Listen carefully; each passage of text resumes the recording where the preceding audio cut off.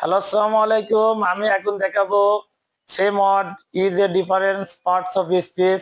একটা ওয়ার্ড কিভাবে বিভিন্ন পার্টস অফ স্পিচ হয় সেরকম একটা শব্দ দেখাবো, সেটা হলো but.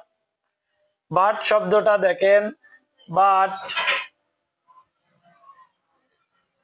He is poor, but he is honest. বলছে সে গরিব কিন্তু সে সৎ। এই বাটটা দুইটা সেন্টেন্সকে কানেক্ট করছে, সংযোগ করছে। এটা হলো কনজাংশন। আর বাট শব্দের অর্থ এখন কিন্তু। বাট শব্দের অর্থ কি? কিন্তু।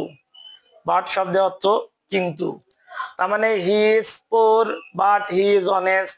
তাহলে বাট দুইটা সেন্টেন্স কে কানেক্ট করছে, তাই এটা কনজাংশন। আর এই বাট শব্দের অর্থ কিন্তু। সে গরিব কিন্তু সে সৎ। এখন আমি একটা সেন্টেন্স দেখাবো। Buts me, but me no birds. এখন এই সেন্টেন্সটা আমরা বিশ্লেষণ করব। এটা কোন সেন্টেন্স?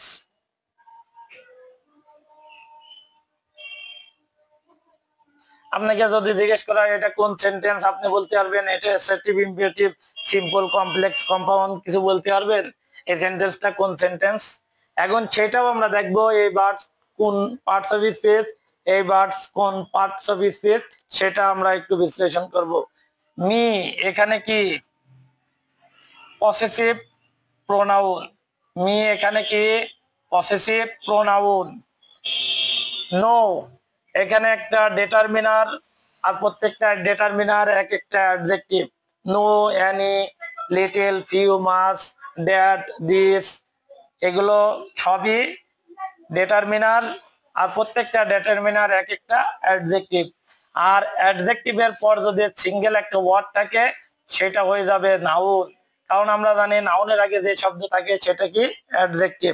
তার মানে এই ভার্বটা নাউন। এখন আপনি বলেন তো একটা সেন্টেন্স কি ভার ব্যতীত কোনোভাবে সেন্টেন্স হওয়ার যোগ্যতা রাখে? একটা সেন্টেন্সে মাস্ট বি একটা ভার্ব থাকতে হবে। একটা ভার্ব যদি না থাকে তাহলে কখনো সেটা সেন্টেন্স হইতে পারবে না। একটা সেন্টেন্স একটা ভার্ব দ্বারাও একটা সেন্টেন্স হইতে পারবে, কিন্তু ভার্ব ব্যতীত কোনোভাবে সেন্টেন্স গঠিত হইতে পারবে না। তাহলে মিটা এখানে প্রোনাউন, নোটা এখানে অ্যাডজেক্টিভ। আর নো যেহেতু অ্যাডজেক্টিভ, অ্যাডজেক্টিভের পরে যে শব্দ থাকে নাউন, অথবা যদি বুঝতে পারেন এটা নাউন, নাউনের আগে যেটা থাকে অ্যাডজেক্টিভ। সহজ। নো, এনি, লিটল, ফিউ, মাস, 1 2 3 4। তারপরে প্রত্যেকটা পসেসিভ এক একটা ডিটারমিনার। যে শব্দগুলো বললাম এগুলো ডিটারমিনার। আর প্রত্যেকটা ডিটারমিনার এক একটা অ্যাডজেক্টিভ। তার মানে এটা হলো, সরি, মেয়েটা এখানে অবজেক্টিভ প্রোনাউন। মেয়েটা এখানে অবজেক্টিভ প্রোনাউন। মেয়েটা এখানে অবজেক্টিভ প্রোনাউন। তার মানে এই সেন্টেন্সের ভিতর তো একটা ভার্ব খুঁজে পেলাম না। যদি ভার্ব না থাকে সেন্টেন্স হবে না। তার মানে এই ভার্বটা অটোমেটিক্যালি ভার্ব, কারণ ভার্ব না হলে সেন্টেন্সটা হবে না। আর যেহেতু এটা ভার্ব, তার মানে ভার্ব দ্বারা বাক্য শুরু হইলে কোন সেন্টেন্স? ভার্ব দ্বারা বাক্য শুরু হইলে সেটা ইম্পারেটিভ সেন্টেন্স। সেই সেন্টেন্সটা হলো ইম্পারেটিভ সেন্টেন্স। তাহলে বাট মি নো বার্ডস, তাহলে নো অ্যাডজেক্টিভ, আর অ্যাডজেক্টিভের পর যে শব্দ থাকে তাহলে সেটা নাউন। তার মানে এই বার্ডসটা নাউন। আর মিটা প্রোনাউন।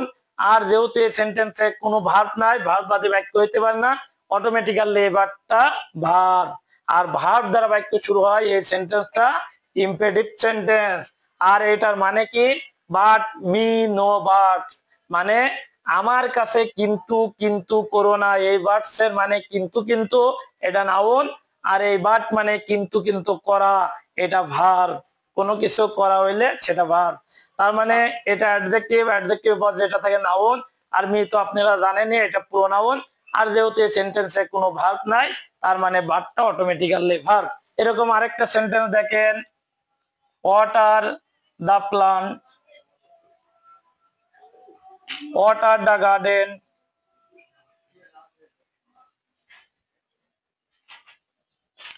এখন এই সেন্টেন্সে যদি ওয়াটারের নিচে দাগ দেয় আপনি বলবেন যে ওয়াটার ম্যাটেরিয়াল নাউন, আজীবন পড়ে আসছি ওয়াটার ম্যাটেরিয়াল নাউন। কিন্তু দেখেন যে সেন্টেন্সে যখন থাকবে তখন এর অবস্থান অর্থাৎ পার্টস অফ স্পিচ ভিন্ন হইতে পারে। এখন এই যে দা, এটা আর্টিকেল, আর প্রত্যেকটা আর্টিকেল এক একটা অ্যাডজেক্টিভ, প্রত্যেকটা আর্টিকেল এক একটা অ্যাডজেক্টিভ, এক একটা ডেটারমিনার, আর প্রত্যেকটা ডেটারমিনার এক একটা কি অ্যাডজেক্টিভ। এ এন্ড বি এগুলো ডেটারমিনার, আর প্রত্যেকটা ডেটারমিনার এক একটা অ্যাডজেক্টিভ। কেবল বললাম অ্যাডজেক্টিভের পর যেটা থাকে সেটা কি নাউন, অ্যাডজেক্টিভের পর যেটা থাকে সেটা কি নাউন। তার মানে অ্যাডজেক্টিভের পর নাউন, অ্যাডজেক্টিভের পর নাউন, এটা তো একটা সেন্টেন্স। সেন্টেন্স যদি হয় তাহলে এই ওয়াটার অটোমেটিক্যালি ভার্ব, কারণ ভার্ব ব্যতীত কোনো রকম সেন্টেন্স গঠিত হতে পারবে না। তার মানে এই ওয়াটার এখানে ভার্ব, এই ওয়াটার এখানে কি ভার্ব।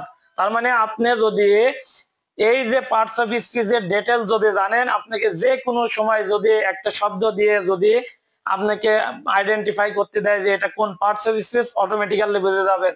প্রত্যেকটা ডেটারমিনার অ্যাডজেক্টিভ, অ্যাডজেক্টিভের পর যেটা থাকে নাউন, আর যেহেতু একটা সেন্টেন্স ভার্ব ব্যতীত গঠিত হইতে পারে না, ওয়াটার অটোমেটিক্যালি ভার্ব। তার মানে এটা কিন্তু ভার্ব।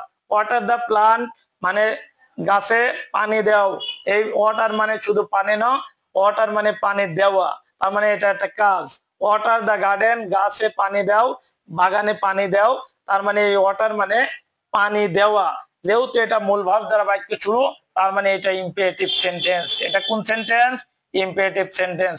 আর এর আগে যদি একটা সাবজেক্ট থাকে, I water the plant, I water the garden, তখন সাবজেক্ট, বাক্যের প্রথমে যদি একটা সাবজেক্ট থাকে, তাহলে বাক্যের প্রথমে যদি সাবজেক্ট থাকে ওই সেন্টেন্সটা আর ইম্পারেটিভ হওয়ার কোনো যোগ্যতা নাই।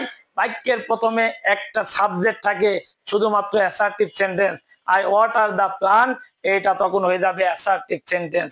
ওকে, এরকম ইন্টারেস্টিং ভিডিও দেখতে আমার পেজটা আপনারা ফলো করবেন, আমার পাশে থাকবেন। আসসালামু আলাইকুম।